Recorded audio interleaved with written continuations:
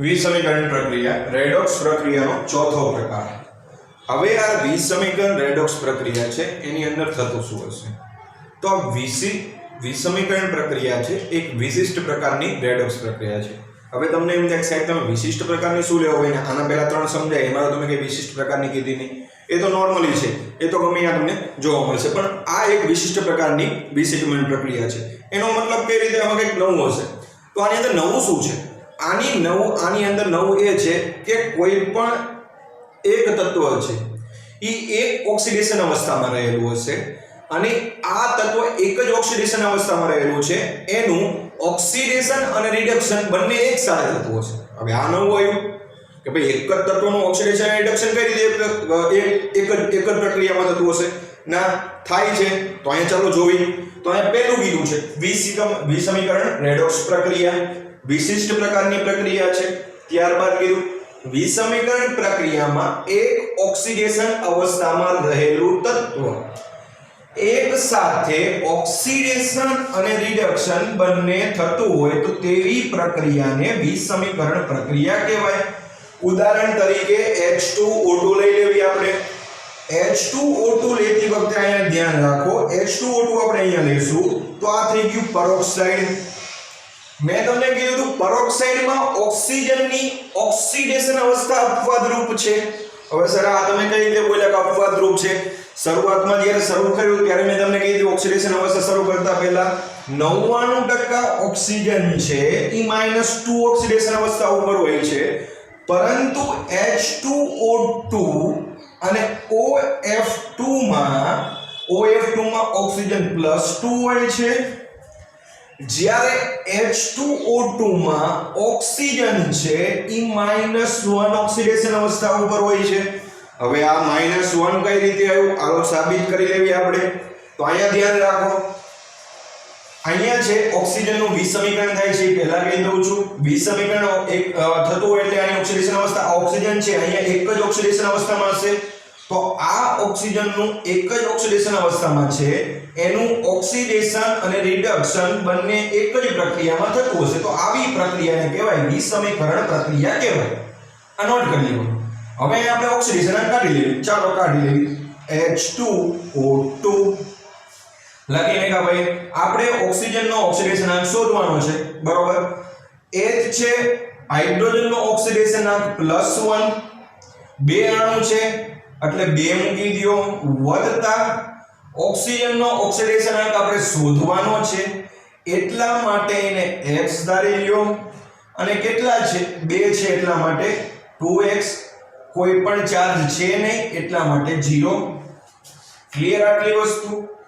2x ઓછા ઓલી બાજુ જતું એટલે -2x બરાબર -2/2, 2 એકા 2 x બરાબર -1। લ્યો આ સાબિત થઈ ગયું કે ભાઈ H2O2 માં છે ઓક્સિજન છે એ -1 ઓક્સિડેશન અવસ્થા ઉપર, તો અહીંયા ભાઈ લખી લ્યો -1 ઓક્સિડેશન અવસ્થા। ક્લિયર આટલી વસ્તુ? હાલો જવા દો। હવે હાઇડ્રોજનનો શોધી લેવી આપણે। માનો કે આ એક ઓક્સિજનનું જોડ, કારણ કે આ એક તત્વ છે, અહીંયા કીધું છે ઓક્સિડેશન અવસ્થામાં રહેલું તત્વ એક જ ઓક્સિડેશન, આ એક જ ઓક્સિડેશન અવસ્થા એટલે કે -1 ઓક્સિડેશન અવસ્થામાં રહેલું તત્વ એક સાથે ઓક્સિડેશન અને રિડક્શન થતું હશે, તો અહીંયા આપણે જોઈ લઈએ આ ઓક્સિજનનું છે, આ ઓક્સિડેશન થયું, જો આ ઓક્સિજન છે, આ અણુ તત્વ છે, બરોબર? બિનસંયોજક તત્વ, બરોબર? તેનો ઓક્સિડેશનાંક કેવો હશે? 0 હશે, કારણ કે તત્વ છે, તત્વનો ઓક્સિડેશનાંક કેવો હોય? માત્ર એકલું તત્વ હોય એનો ઓક્સિડેશનાંક કેટલો હોય? 0। તો આનો ઓક્સિડેશનાંક કેટલો થઈ ગયો? 0। તો આ -1 થી 0 ઉપર જતું રહ્યું, તો -1 થી 0 ઉપર ગયું એટલે ઓક્સિડેશન આંકમાં શું થયું? વધારો થયો। તો અહીંયા આનું શું થયું? ઓક્સિડેશન આંકમાં વધારો થતો હોય તો શું કહેવાય? ઓક્સિડેશન। હવે હાલો આ સાઈડ તમે કીધું ઓક્સિડેશન થઈ ગયું, રિડક્શન સમજાવો મને, તો રિડક્શન પણ સમજાવી દઉં।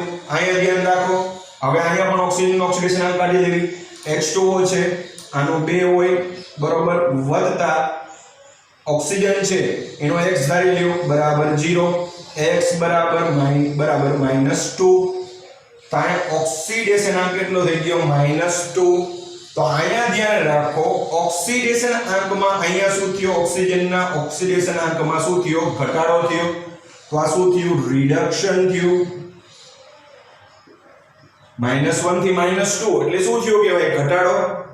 તો ઘટાડો થયો એટલે ઓક્સિડેશન આંક કેવો થયો -2 માંથી -1 જાય તો ઓક્સિડેશન આંક વધ્યો કહેવાય. -1 માંથી -2 થાય એટલે ઘટ્યો કહેવાય. બરોબર. તો ઓક્સિડેશન આંકમાં શું થયો ઘટાડો.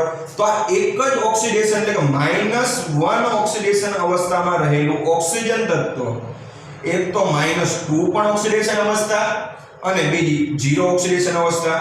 એટલે અહીંયા ધ્યાન રાખો એકમાં ઓક્સિડેશન અને એકમાં રિડક્શન. તો અહીંયા એ જ કીધું છે વિસમીકરણ પ્રક્રિયામાં એક ઓક્સિડેશન અવસ્થામાં રહેલું તત્વ, તો એક ઓક્સિડેશન અવસ્થામાં રહેલું તત્વ કયું છે ઓક્સિજન. બરોબર. એક સાથે ઓક્સિડેશન અને રિડક્શન બંને તત્વો છે. તો આ એક જ સાથે ઓક્સિડેશન અને રિડક્શન થાય છે. અહીંયા એનું ઓક્સિડેશન થયું, અહીંયા એનું શું થયું રિડક્શન. તો આ સાબિત થઈ ગયું. તો આ પ્રક્રિયાને કઈ કહેવાય વિસમીકરણ પ્રક્રિયા. હવે આમાં માની લો કે હાઇડ્રોજનનો શોધવો છે, અહીંયા જરૂર નથી પરંતુ અહીંયા શોધવો છે. તો આ હાઇડ્રોજનના ઓક્સિડેશન આંક શોધવો હોય તો આપણે 2x ધારી લ્યો અને ભાઈ બરોબર. આનો કેટલો હોય ઓક્સિજનનો -1 H2O2 માં તો 2 છે. તો 2 એકા 2 -2 બરાબર 0. તો અહીંયા ધ્યાન રાખો 2x બરાબર 2, x બરાબર 2 ના છેદમાં 2. તો x બરાબર શું આવ્યું 1 આવ્યું. તો આનો ઓક્સિડેશન આંક કેટલો હશે 1. તો અહીંયા ધ્યાન રાખો હાઇડ્રોજનનો શું હશે, અહીંયા હાઇડ્રોજનનો શોધવું હોય તો અહીંયા 2x ઓછા 2 બરાબર 0. બરાબર. 2x બરાબર 2 તો x બરાબર 2 છેદમાં 2 2 એકા 2. તો અહીંયા પણ +1 ઓક્સિડેશન આંક. ખ્યાલ આવી ગયો. તો આ વસ્તુ ઉપરથી ખ્યાલ આવે એક જ તત્વનું ઓક્સિડેશન અને રિડક્શન થતું હોય એવી પ્રક્રિયાને વિસમીકરણ પ્રક્રિયા કહેવાય. બરોબર. ક્લિયર આટલી વસ્તુ. આ ઓક્સિજનનું અહીંયા વિસમીકરણ થયું કહેવાય. કુલ 3 ઓક્સિડેશન અવસ્થા છે વિસમીકરણ પ્રક્રિયામાં. એક હશે મધ્યવર્તી. મધ્યવર્તી એટલે કે જે અહીંયા છે મધ્યવર્તી એટલે કઈ રીતે 0 -1 અને -2. જે પ્રક્રિયક છે એની જે ઓક્સિડેશન અવસ્થા હશે એ મધ્યવર્તી ઓક્સિડેશન અવસ્થા હશે અને જે સાઈડની બે જે ઓક્સિડેશન અવસ્થા છે એ રાસાયણિક પ્રક્રિયા થઈ ગયા બાદ એની ઓક્સિડેશન અવસ્થાઓ હોય છે. તો કોઈ પણ વિસમીકરણ પ્રક્રિયામાં એક તત્વ કુલ 3 ઓક્સિડેશન અવસ્થા ધરાવતું હોય છે. એમાં એક મધ્યવર્તી ઓક્સિડેશન અવસ્થા છે એ પ્રક્રિયક ધરાવતું હોય છે અને બે બાકીની જે ઓક્સિડેશન અવસ્થા છે એ કોણ ધરાવતું હોય છે રાસાયણિક પ્રક્રિયા થઈ ગયા બાદ તે તત્વ ધરાવતું હોય છે. ક્લિયર. બીજી પ્રક્રિયા થોડી ઘણી લઈ લો એટલે વધારે ખબર પડે. માની લો કે અહીંયા P4 છે ફોસ્ફરસ. હવે આ પ્રક્રિયા તમને સમજાવો એટલે તમને થોડી વધારે યાદ આવશે. P4 આલ્કલી માધ્યમમાં કરું છું. આલ્કલી માધ્યમ એટલે KOH બરોબર વત્તા પાણી H2O. પ્રક્રિયા થઈને અહીંયા ફોસ્ફીન બનશે PH3. ક્લિયર આટલી વસ્તુ. ફોસ્ફીન ત્યારબાદ છે અહીંયા બનશે KH2 શું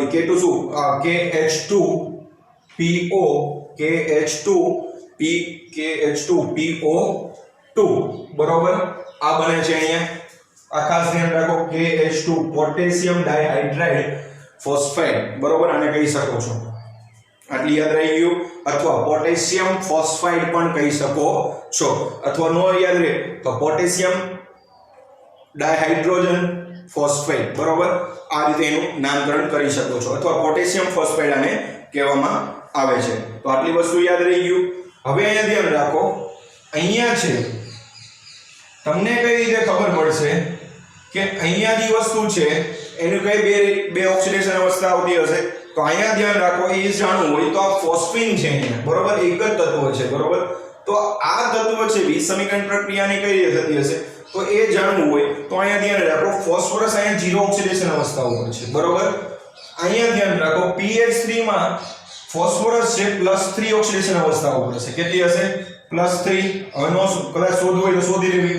x ધારી લ્યો બરોબર વત્તા 3 બરાબર 0 તો x બરાબર -3 અહીંયા -3. હવે અહીંયા ધારી લ્યો પોટેશિયમ 1H2 ફોસ્ફરસ આપણને ખબર નથી x ધારી લ્યો 2 × 4 બરાબર 0 3 વત્તા x માઇનસ 4 બરાબર 0, માઇનસ 1 વત્તા x બરાબર 0, x બરાબર 1. તો અહીંયા પોટેશિયમ છે પ્લસ 1 ઓક્સિડેશન અવસ્થા ઉપર. તો અહીંયા ધ્યાન રાખો 0 થી -3 ઉપર ગયું તો શું થયું કહેવાય? રિડક્શન. 0 થી 1 ઉપર ઓક્સિડેશન. તો એક જ તત્વનું બરોબર પ્રક્રિયામાં રહેલા એક જ તત્વ એ પોતે એક જ ઓક્સિડેશન આંક શરૂઆતમાં ધરાવે છે, એટલે કે ફોસ્ફરસ છે શરૂઆતમાં ઓક્સિડેશન આંક 0 છે. તો આ એક ઓક્સિડેશન આંક ધરાવતું તત્વનું ઓક્સિડેશન અને રિડક્શન થતું હોય એવી પ્રક્રિયાને વિસમીકરણ પ્રક્રિયા કહેવાય. અહીંયા ફોસ્ફરસનું જ ઓક્સિડેશન થાય છે અને ફોસ્ફરસનું શું થાય છે? રિડક્શન થાય છે.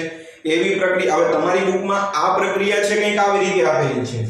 P4OH માઈનસ બરોબર OH માઈનસ વત્તા H2O પ્રક્રિયા કરીને ફોસ્ફીન લખેલું છે. ત્યારબાદ અહીંયા H2PO2 માઈનસ આવી રીતે આપેલું છે. આ પ્રક્રિયા બંને એક જ છે બરોબર. આ આયનિક ફોર્મમાં છે અને આ શુદ્ધ સ્વરૂપમાં છે. ખ્યાલ આવી ગયો? એટલે આ તમને યાદ રાખવું સહેલું રહેશે, અઘરું પડશે, કારણ કે આયન આવી જાય એટલે આપણને થોડું અઘરું પડી જાય. તમારી રીતે જે પ્રક્રિયા સંતુલિત કરી લેવાની છે. પ્રક્રિયા સંતુલિત કરતા હું શીખવાડું છું ભાઈ કઈ રીતે કરાય બરોબર. તો પ્રક્રિયા સંતુલિત કરવી હોય તો અહીંયા P4 છે બરોબર. અહીંયા P કેટલા છે? એક જ છે 1, અને અહીંયા કેટલા છે? 2 છે બરોબર. કેટલા P ખૂટે? 2 P ખૂટે. તો હવે 2 P ખૂટે છે તો હવે અહીંયા કરશું શું ભાઈ આપણે? P ખૂટે છે તો P4 છે. અહીંયા તો કેટલા? 2 જ P થાય છે. તો બીજા 2 P ક્યાંથી મારે મૂકવા? તો ઈ મૂકવા માટે અહીંયા ધ્યાન રાખવા જેવી વસ્તુ છે. અહીંયા મૂકી દો 2, મૂકી દો અહીંયા 3 મૂકી દો. કેટલા મૂકી દો? 3 P અને એક આ 4 P થઈ ગયા કમ્પ્લીટ. હવે 4 P કમ્પ્લીટ. હવે અહીંયા ધ્યાન રાખો, હવે આપણે કરીશું પોટેશિયમ કમ્પ્લીટ કરીશું. પોટેશિયમ અહીંયા 3 થઈ ગયા. અહીંયા 3 મૂકી દો કે. ત્યારબાદ ઓક્સિજન લઈ લ્યો. 3 ઓક્સિજન અહીંયા અને એક ઓક્સિજન અહીંયા 4 થયા. અહીંયા કેટલા છે? 3 ગુણે 6 ઓક્સિજન છે. અહીંયા કેટલા ઘટે છે? 2 ઘટે છે. તો અહીંયા મૂકી દો 2 મૂકી દો બરોબર. તો આ સંતુલિત ઓક્સિજન સંતુલિત. ત્યારબાદ હાઇડ્રોજન જોઈ લ્યો. અહીંયા હાઇડ્રોજન જોઈ લ્યો. 3 ને 4 7 હાઇડ્રોજન. 7 હાઇડ્રોજન છે બરોબર. તો અહીંયા ધ્યાન રાખો આ 3 હાઇડ્રોજન ને 3 ગુણે 6 હાઇડ્રોજન 9 હાઇડ્રોજન થાય છે. 9 હાઇડ્રોજન થાય છે. તો હવે હાઇડ્રોજન માટે એ કરવું પડશે. 9 કરવા માટે અહીંયા 6 થાય છે. 3 9 કરવા માટે શું કરશું? અહીંયા હાઇડ્રોજન 3 ગુણે 6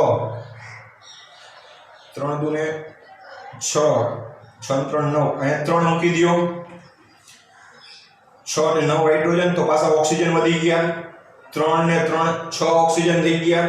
તો 3 ગુણે 6 ઓક્સિજન કમ્પ્લીટ. તો આ રાસાયણિક સમીકરણ શું થઈ ગયું? આપણું સંતુલિત થઈ ગયું બરોબર. તો આવી રીતે છે સ્ટેપ બાય સંતુલિત કરતું જવું એટલે જેથી કરીને તરત આપણને યાદ રહી જાય બરોબર. તો આ રાસાયણિક સમીકરણ છે એ આપણે સંતુલિત કરી લીધું છે બરોબર. તો એક જ તત્વના ઓક્સિડેશન આંકમાં જે તત્વ રહેલું છે એનું જ ઓક્સિડેશન અને રિડક્શન થતું હોય તો એવી પ્રક્રિયાને વિસમીકરણ પ્રક્રિયા કહેવામાં આવે છે બરોબર.